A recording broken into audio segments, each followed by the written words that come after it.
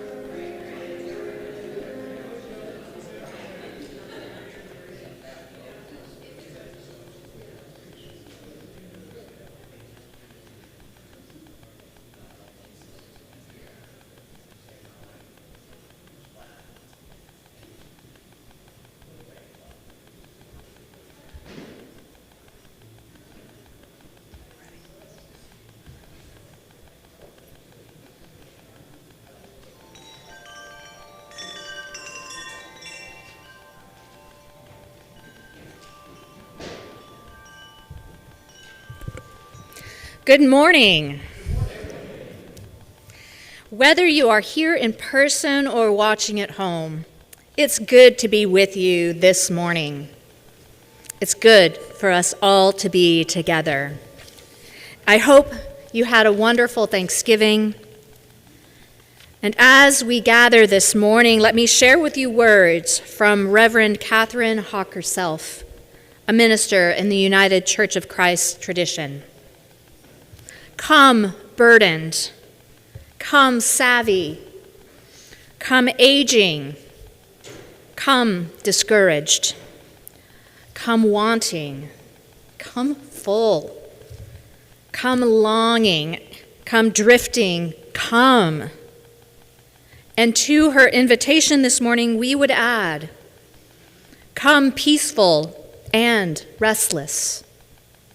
Come deeply grateful and completely unsatisfied. Come content and discontented. Come with enough and still wanting more. Come, whoever you are, come, let us worship together.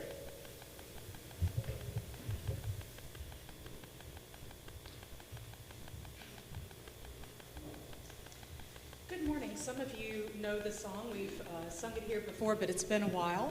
So we're going to do this sort of Pete Seeger style. I'll sing you the melody, and then I'll tell you the words that are coming up, because it's the same melody every time.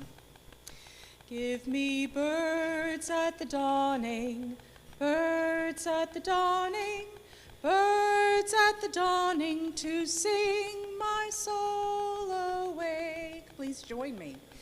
Give me birds at the dawning, birds at the dawning, birds at the dawning to sing my soul awake.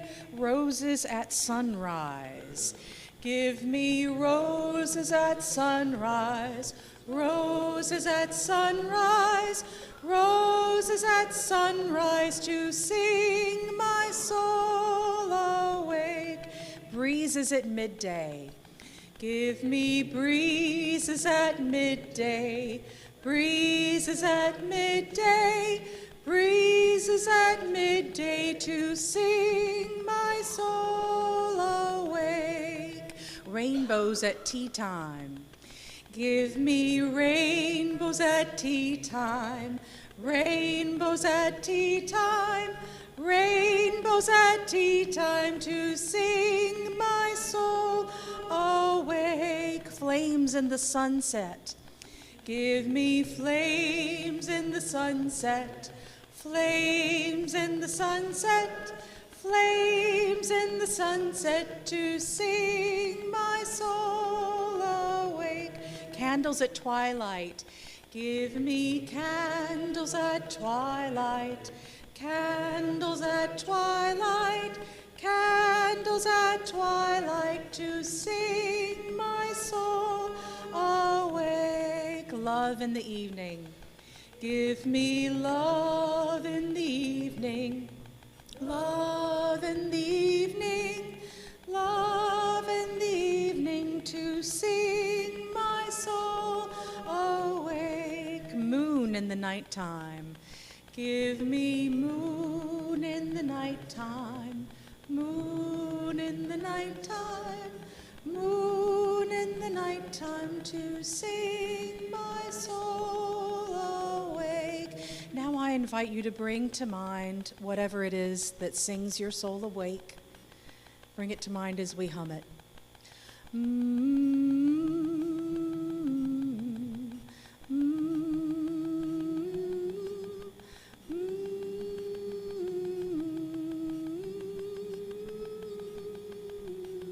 Birds at the dawning, last time. Give me birds at the dawning, birds at the dawning, birds at the dawning to sing my soul away. Thank you for singing with me this morning.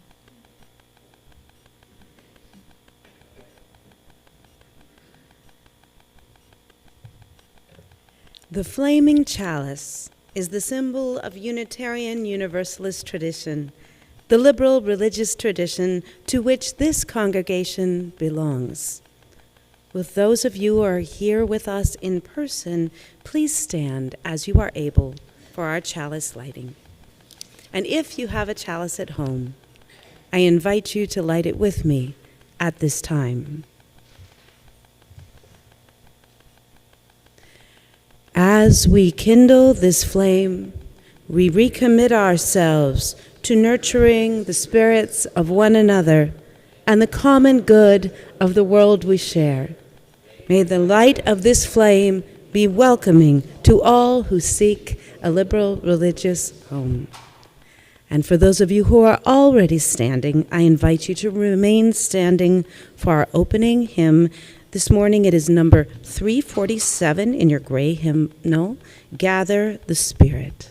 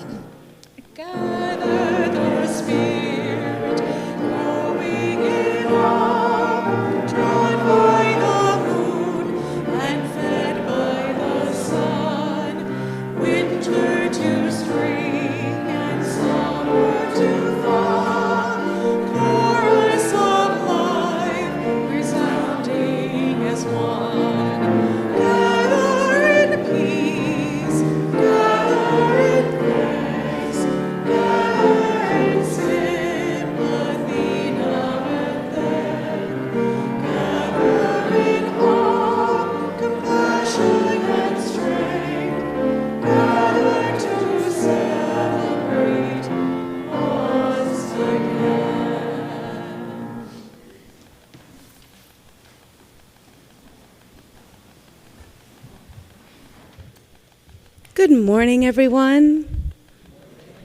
My name is Allison, and my pronouns are she, her.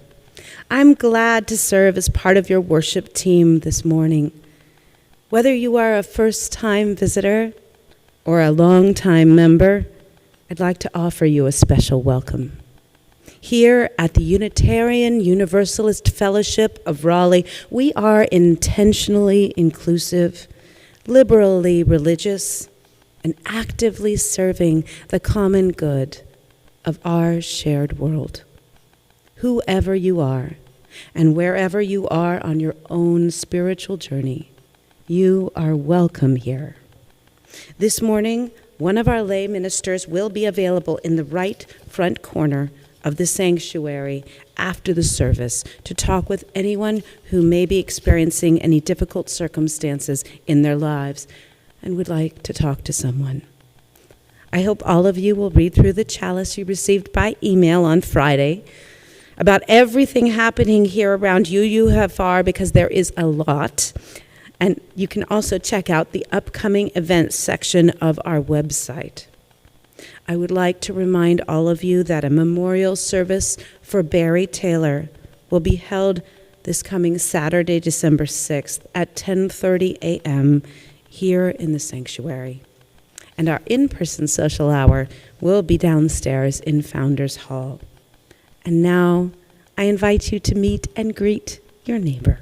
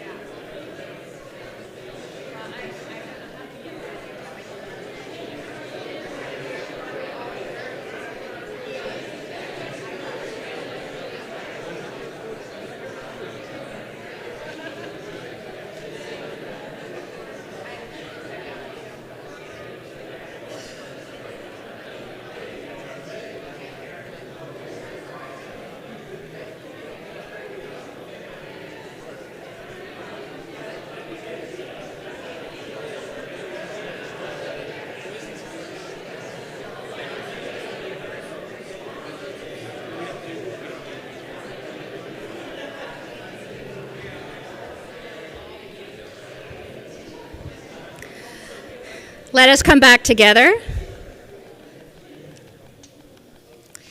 This is the time in our service when we acknowledge some of the joys and some of the sorrows of our community. We do this because we believe a joy shared is a joy made even greater, and a sorrow shared is made easier to bear. Chris Dupre last week shared his concern for his friend Moises, who was detained by ICE. And this week, while he still holds the family and Moises in his heart, he has been overwhelmed by the response of the community to his pregnant wife and his family. May we keep Moises and his family in our hearts during this difficult time, and may we continue to support those who are affected by this administration's immoral policies, and may we continue acting towards ending these policies. An anonymous person in our community would like to share their joy in marking 51 years of sobriety. Congratulations to you. As we hold these shared joys and sorrows in our hearts, and as we reflect on the joys and sorrows, fears and hopes of our own lives, let's be together in stillness and in silence, opening ourselves to that spirit within us and amidst us, called by many names and known to every human heart, that leads us to a fuller and deeper and richer experience of life. After the silence, we'll sing together hymn 402, From You I Receive. But for now, let's be together in stillness and in silence.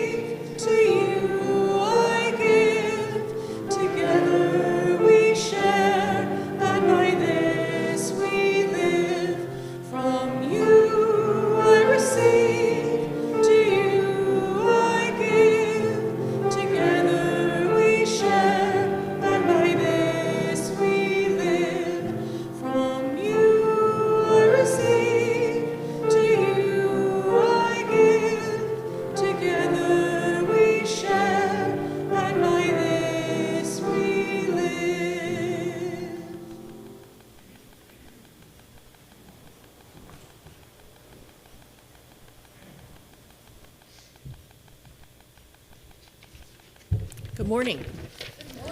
My name is Kathy Field of She, Her, and I am a member of your board of directors. I'll be downstairs during coffee hour if you'd like to say hi or if you have any questions about the board or the fellowship that I'll help you as best I can or find the answers for you. Everything we do at UUFR is only possible because of the generous financial support so many of us provide. For those of you who have set up automated giving to UUFR or who send in a check by mail every month, I'd like to thank you now for your generosity. If you would like to make a contribution in person this morning, we invite you to bring it forward and put it in one of our offering plates. If you would prefer to have an usher come to you, just raise your hand. You may also give using one of the methods on the screen. Our offering will now be given and gratefully received. Thank you.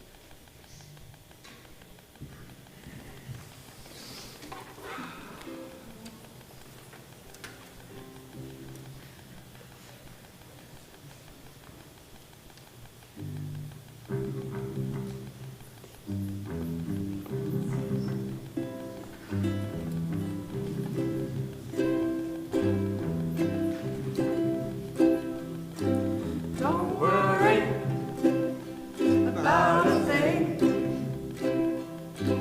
'cause every little thing gonna be alright.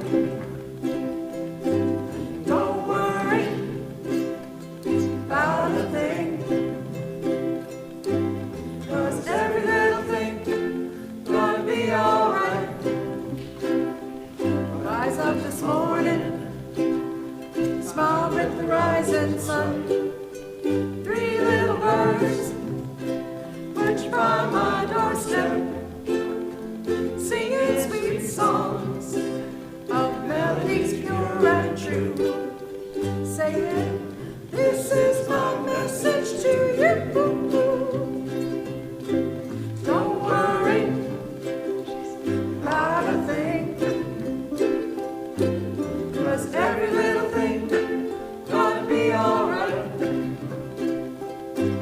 Don't worry about a thing, 'cause every little thing gonna be alright. Rise up this morning, smile with the rising sun.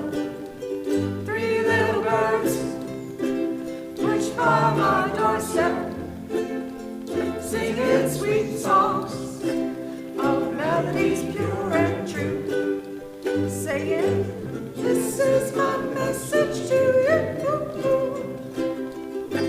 Don't worry about a thing, 'cause every little thing gonna be alright. Sing it, don't worry about a thing, 'cause every little thing gonna be alright. Rise up this morning, smile with the rising sun. Three little birds perched by my doorstep, singing sweet songs, melodies pure and true, saying, this is my message to you. Don't worry about a thing, 'cause every little thing gonna be alright. Singing, don't worry about a thing, 'cause every little thing gonna be alright.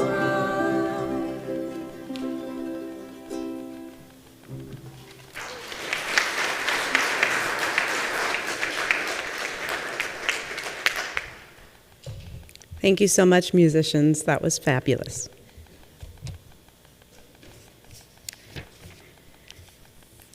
Our guest speaker is the Reverend Tom Belote. Tom has served as the minister of the Community Church of Chapel Hill Unitarian Universalist since 2014. He previously served for over a decade as the minister of a UU congregation in suburban Kansas City. a lifelong UU. Tom is a graduate of Harvard Divinity School and Reed College in Oregon. Woohoo! I'm from Oregon as well. Probably figured that out. Tom is an avid weightlifter and CrossFitter and lives with his spouse Ann and 13-year-old Lydia in Chapel Hill. And by the way, Reverend Tom and Reverend James have known each other for more than 27 years, since Tom was a senior at Reed College and James was the intern minister at the First Unitarian Church of Portland, Oregon. They have an agreement with each other not to tell stories about each other from that time, but both regularly violate that agreement. So no promises. Reverend Tom last spoke here at UUFR in July 2021, so let's give him a warm welcome back to UUFR this morning.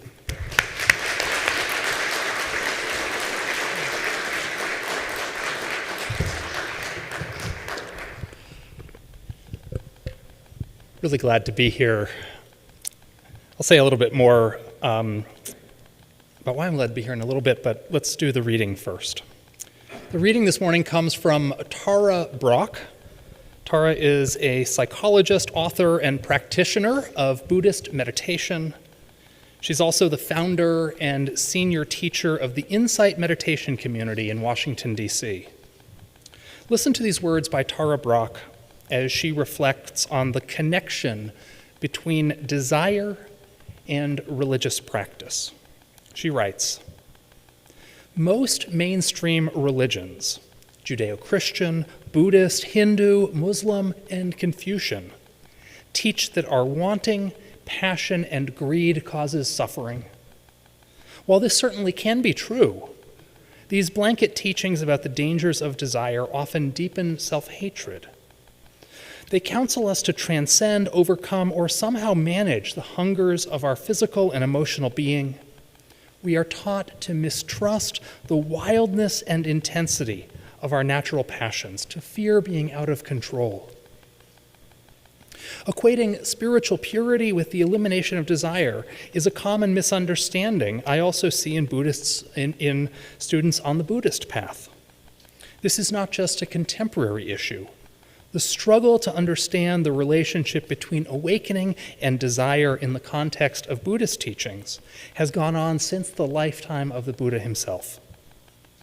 Tara continues that she's worked with many meditation students who have gotten the message that experiencing desire is a sign of being spiritually undeveloped. While it's true that withdrawing attention from certain impulses can diminish their strength, the continued desire for simple pleasures, delicious foods, play, entertainment, or sexual gratification need not be embarrassing evidence of being trapped in lower impulses. She continues, if we push away desire, we disconnect from our tenderness and we harden against life. When we reject desire, we reject the very source of our love and our aliveness.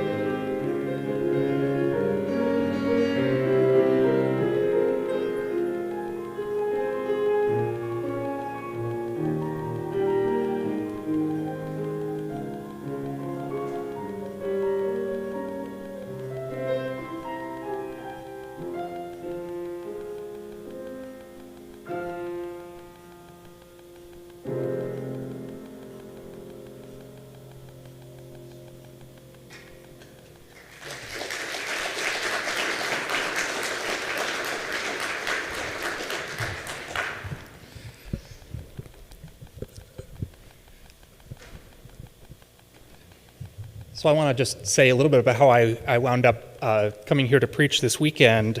A little over 2 weeks ago, up in Chapel Hill, we have a really fabulous intern minister, Kaylee, and a little over 2 weeks ago, she broke her ankle and wasn't able to. She was supposed to be in the pulpit 2 weeks ago and needed to back out. And I made an emergency Hail Mary call to Reverend James and asked Reverend James if he was available to preach on short notice, and he said, absolutely. That's what colleagues are for. Kaylee was supposed to be in the pulpit this week. She's still getting back on her feet, so this morning I'm returning the favor. And while our worship associate Allison said that I had been here, last preached here in I think 2021, I actually also preached here in 2014 when I was trying out for the ministry position in Chapel Hill. And you all did a great job pretending to laugh at my jokes and enjoy my sermons. So Raleigh has a really fond place in my heart, and I'm really glad to be your sort of colleague or serving the church down the road from you. I want to start out this morning by talking about church signs. Within Unitarian Universalism, there was this program, it may be still around, called the Wayside Pulpit, that would produce these large posters with catchy quotations that Unitarian Universalist churches could order and put up sort of by the roadside, by the wayside, so that people driving by could see them. Predictably, the quotations featured on these Wayside Pulpit posters came from many sources of inspiration, from Albert Einstein and Susan B. Anthony and the Tao Te Ching and Maya Angelou. So imagine my surprise many, many, many years ago as I approached the Unitarian Universalist church that I was attending at the time, and the quote that they had out on the Wayside Pulpit read, "When forced to choose between temptations, I choose the one I haven't tried before." When forced to choose between temptations, I choose the one I haven't tried before. This quote, by the way, was attributed to Mae West, who was an actress, movie star, and sex symbol of the 1920s and 30s. When forced to choose between temptations, I choose the one I haven't tried before. And I wondered, and I still wonder, whether this quotation had been put out as just an attempt to be provocative, or whether there is some deeper religious, spiritual wisdom in that quote. Let me provide a little context for the sermon this morning. Up in Chapel Hill, for the last 3 years, we've been trying out a yearly worship theme, a theme that we return to not every week, because that would get boring, but regularly through the church year. 2 years ago, the theme was connection, and we explored different facets of connection, connecting with friends and family, disconnecting by being on our phones all the time, how we connect with the church, how we connect with the wider community, how we connect with the divine. Last year, our theme was courage, and we explored how to live with greater courage, especially in these perilous times. And this year, our theme for the year is longing. And we're considering different things that we have longing for, desire for in our life. And as part of that series, I gave this sermon about the nature of desire itself. There are many synonyms for longing. I'm going to give a few. And as I speak them, I invite you to consider whether you react positively or negatively to them. Here are a few synonyms for longing: desire, wanting, passion, New Year's resolutions, developmental ministry goals, craving, temptation, covetousness, obsession. These words are all synonyms, but they have different connotations, some positive, some negative. Some seem to suggest that we are in control of our appetites, that we've mastered our own desires, and other words, it seems the other way around, suggesting that our desires have taken hold of us. What's interesting is that when it comes to religion, at least to popular understandings of religion, many people seem to think that religion is fundamentally about controlling, disciplining, or even outright suppressing our desire. The idea seems to be that it's human nature to be greedy or jealous or lustful, and that religion's role is to help us to overcome our wicked urges. This is certainly true when it comes to caricatures of conservative Christianity. Think of the movie Footloose, where a town has banned dancing because it worries that once young people start shaking their hips, they will not be able to resist the temptations in their life. But it's much wider than that, and here I bring up my absolute favorite piece of religious trivia. Does anyone here, one person did at the first service, does anyone here know the history of graham crackers? Graham crackers, we got graham crackers. You know, those, I've got like 3, all right. You see if, you can tell me if I get this correct after the service. Graham crackers, you know, those faintly sweet but disappointing cookies that taste like, that taste like cardboard. And you know the. How many people here know that graham crackers were the invention of a man named Sylvester Graham, who in the early 1800s started a utopian religious community, a commune, and his idea was that we could form the perfect society by controlling our impulses and appetites, and he created this cracker, the graham cracker, believing that its blandness would curb lustful behavior. The cookie was an anti-aphrodisiac. But it's not just Christianity. We imagine that is what all religions do. In the reading this morning, Buddhist teacher and psychologist Tara Brach writes about how many people seem to equate spiritual maturity with having mastery over desire, if not eliminating desire entirely. She writes, most mainstream religions teach that our wanting, passion, and greed cause suffering. We're counseled to transcend, overcome, or manage the hungers of our physical and emotional being. We're taught to mistrust the wildness and intensity of our natural passions. We are taught to fear being out of control. I have a story about the first sermon I preached after I started seminary. To set the scene, I'm not going to preach it to you all, you wouldn't want to hear that. It was in Boston, and it was on the Sunday between Christmas and New Year's, you know, the Sunday when nobody wants to come to church. So fearing that nobody would come, I had a friend at the time who was Mormon, and I invited my friend to come to the service. And my friend invited like a small group of other Mormons to the service. So you can imagine this like small Sunday, like I think it snowed the night before, so it was like extra, and like the service was like 2/3 Unitarian Universalists and 1/3 Mormon. But so anyways, during the service, I chose as a closing hymn, this hymn out of our hymnal. I still choose hymns for the words more than for the music, and then my music director has to say, no, don't choose that hymn. So I actually tried to say, I said, James, let's do 304. And he was like, no, we're not going to do 304, so he overruled me there. But the hymn is called, this hymn in the hymnal is called A Fierce Unrest. And that's the hymn that we sang that morning. It begins, a fierce unrest seethes at the core of all existing things.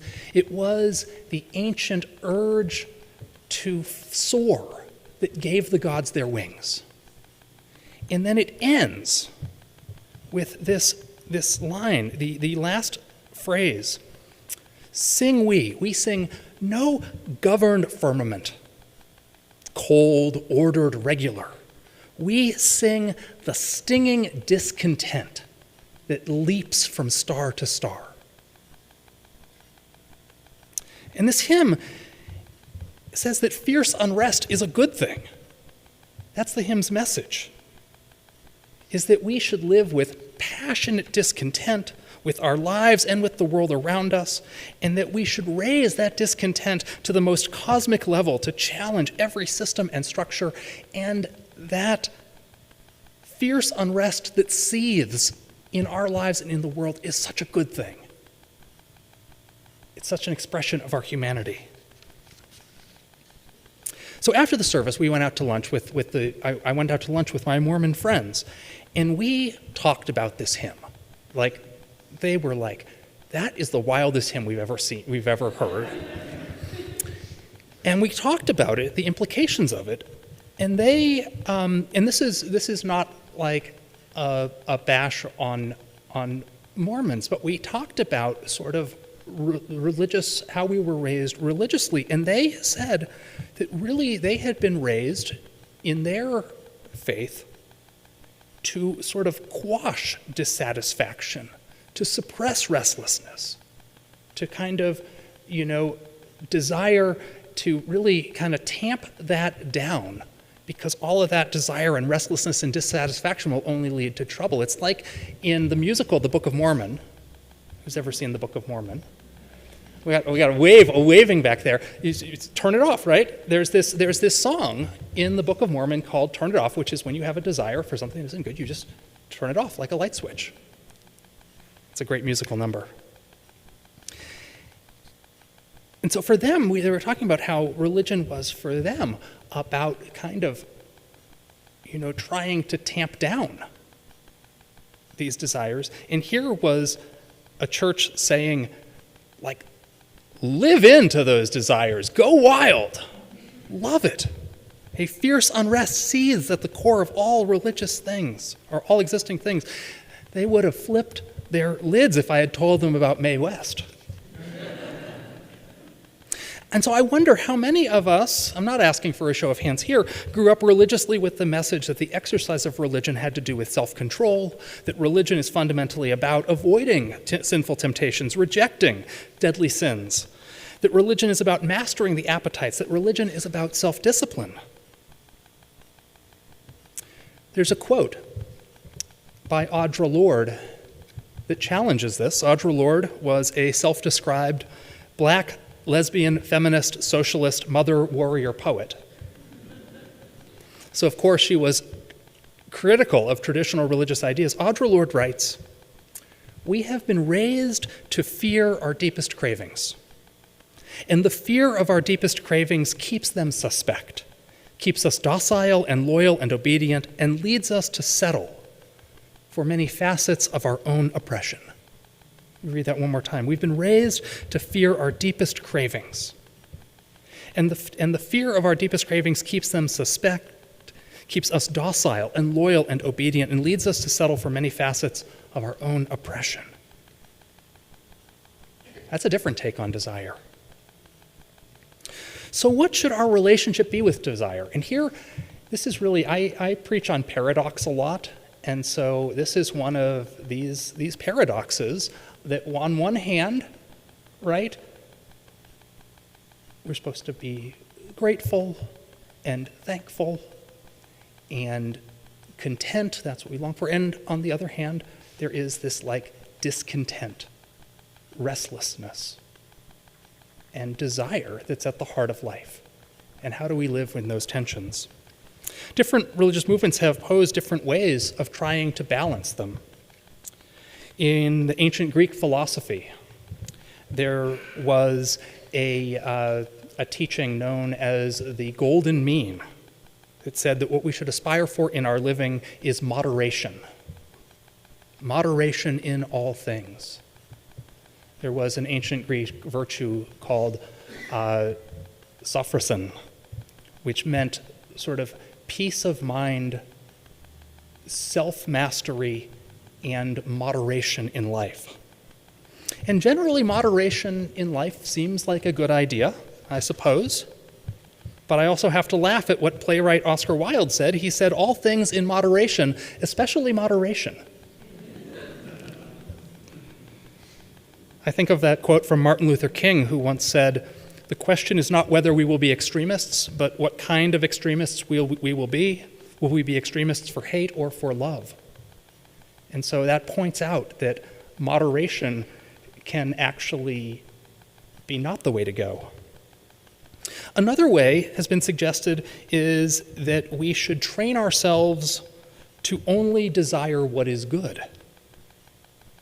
That we should have, a great desire to eat kale, a minimal desire for potato chips, and no desire to eat paint chips. We should have a great desire for volunteering at the food bank, a minimal desire for binge-watching reality television, and no desire for committing felonies. And like moderation, I think this is generally good advice. I think there's a lot to be said for working to desire what is good for us and working not to desire what is destructive. However, this still assumes that we can tame and domesticate desire. For Tara Brach and Audre Lorde and Mae West, there is also this other side. There is this wildness that we can tap into and should tap into to be fully human. Another approach to desire was proposed by the late Unitarian Universalist minister Forrest Church. He proposed a method for dealing with desire that he called wanting what you have. He said that the 3 keys to living well are to be who you are, to do what you can, and to want what you have. He said that our lives are like stained glass windows with all sorts of different panes of different colors, and each pane of the stained glass window represents a different facet of our life, our work, our hobbies and interests, our family, our friendships, our relationships, our spiritual life. And he argued that at any given time in our life, some of those windows might be bright and sunny, whereas others might be foggy or perhaps even boarded up. Reverend Church proposes that as human beings, we have an inclination to focus on, perhaps even obsess about, the window pane that is grimiest in our life, to the exclusion of all the sunny ones. He says that what we should do is we should practice thoughtful wishing, that we should learn to desire and wish for what we already have. I tend to like an awful lot of what Forrest Church writes, but this advice is something that I struggle with. It's true that longing or desire or obsession can lead us to focus on one thing in our life to the detriment of everything else and entirely miss the larger picture. That's certainly true. But at the same time, I wonder if desire might actually be a motive force for life and for love and for creativity in our lives that we can tap into. Began this sermon with a quote by Mae West. If forced to choose between 2 temptations, I choose the one I haven't already tried. I'm not telling you to follow Mae West's religious teachings. But I am also not telling you to follow Mae West's religious teachings. Because there is something in desire that leads us to life. As Tara Brach writes, if we push away desire, we disconnect from our tenderness and we harden against life. When we reject desire, we reject the very source of our love and our aliveness. And so the challenge is to figure out how to balance that and still lean into the source of love and aliveness. Amen. We're going to sing our closing hymn this morning, which is, as far as I can tell, the best hymn that's singable in our hymnal, about really leaning into the unknown and following our desire. It's a hymn called When the Spirit Says Do. It's from the African American spiritual tradition. It's 1024 in the Teal hymnal.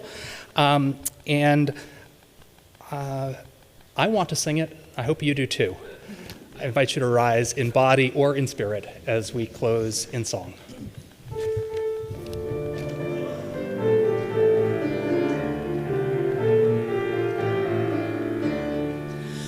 got to do when the Spirit says do. You got to do when the Spirit says do. When the Spirit says do, you got to do, Lord. You got to do when the Spirit says do.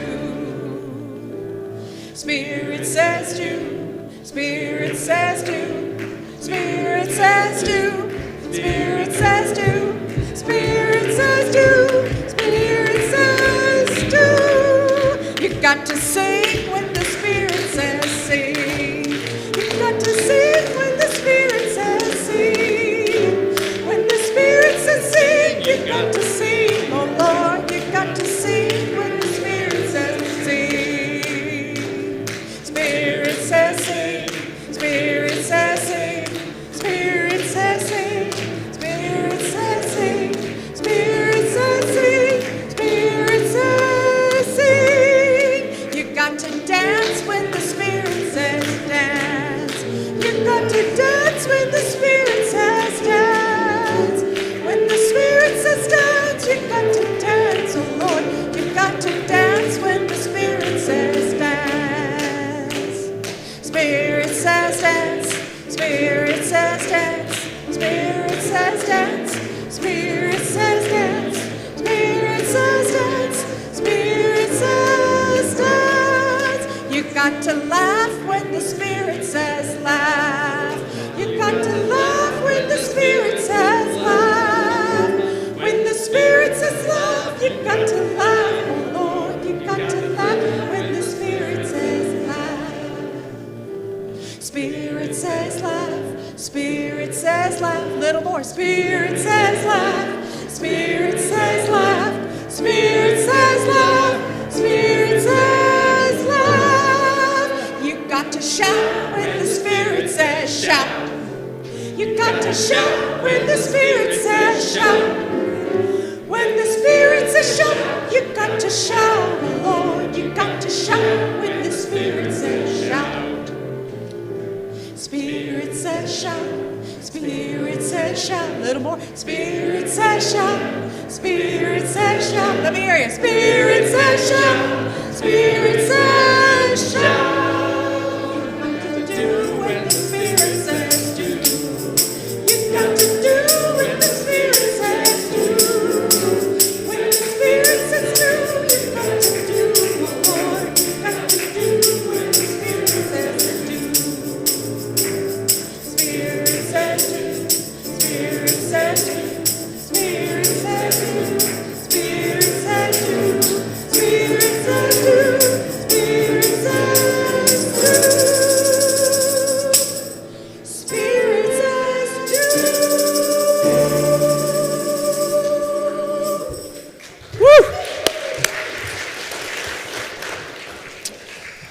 As you leave, I invite you to go with peace and with restlessness, to go with deep gratitude and powerful longing, to go content and discontented.